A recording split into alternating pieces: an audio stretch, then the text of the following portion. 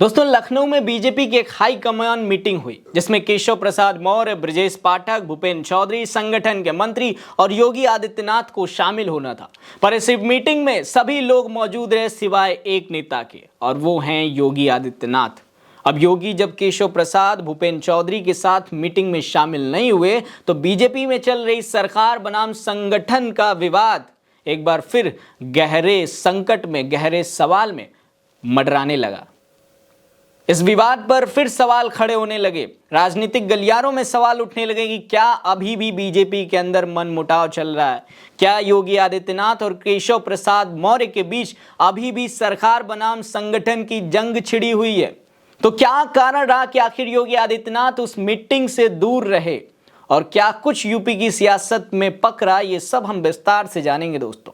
नमस्कार, मेरा नाम है अरुण चौरसिया और आज हम यूपी की सियासत में चल रहे योगी बनाम केशव की लड़ाई के बारे में एक दिलचस्प खबर के तौर पर समझेंगे कि आखिर बीजेपी के खेमे में क्या चल रहा है। देखिए दोस्तों, सोमवार के दिन कांवड़ रूट के होटलों, ढाबों, दुकानों पर नेम प्लेट लगाने के बीजेपी के फैसले पर जब सुप्रीम कोर्ट ने अंतरिम रोक लगाई तो योगी सरकार को एक तगड़ा झटका लगा, क्योंकि योगी के इस फैसले को सुप्रीम कोर्ट ने सख्त लहजे में कहा कि यह गलत है।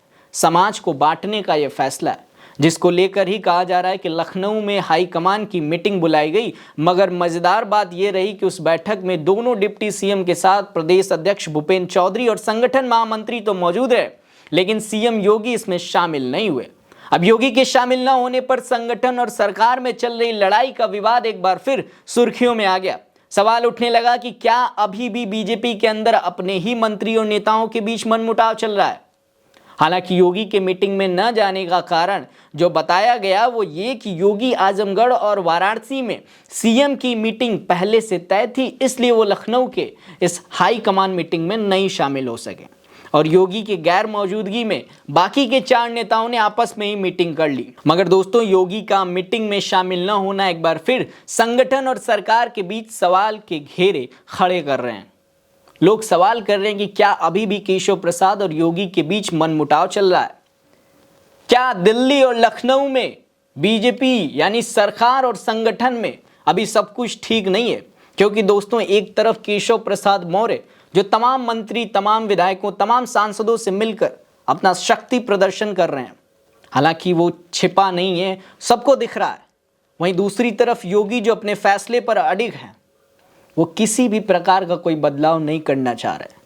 पहले सवाल ये उठ रहे थे कि क्या योगी को सीएम की कुर्सी से हटाया जाना चाहिए। दिल्ली में बहुत दिनों तक मंथन हुआ, तमाम मीटिंग हुई, उठापटक हुई, फिर फैसला हुआ कि नहीं, योगी उसी कुर्सी पर बरकरार रहेंगे। फिर सवाल ये होने लगा कि केशव प्रसाद मौर्य क्या चाहते हैं।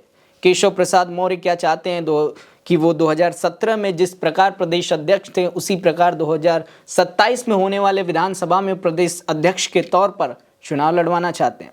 प्रदेश अध्यक्ष की कुर्सी को लेकर केशव प्रसाद मौर्य पर सवाल खड़े होने लगे, और अब देखना यही है कि आखिर इस मनमुटाव का कारण क्या है। क्यों योगी और केशव प्रसाद में दूरी बढ़ती जा रही है? खैर, इसका जवाब आने वाले वक्त में, राजनीति जैसे जैसे, यूपी की राजनीति जैसे जैसे एक नया मोड़ लेगी, इसका जवाब सामने आ जाएगा। मगर बीजेपी के इस उठापटक में जो सबसे बड़ा फायदा हो रहा है वो है समाजवादी पार्टी का दोस्तों, क्योंकि समाजवादी पार्टी इस वक्त यूपी में सबसे मजबूत है। 37 सांसदों के साथ अखिलेश संसद भवन में दहाड़ रहे हैं, और उनका दावा है कि दिल्ली में ये सरकार गिरने जा रही है, और कुछ ऐसा हो गया कि केशव और योगी के बीच लड़ाई हुई तो ऐसा भी हो सकता है कि यूपी में भी सरकार गिर सकती है।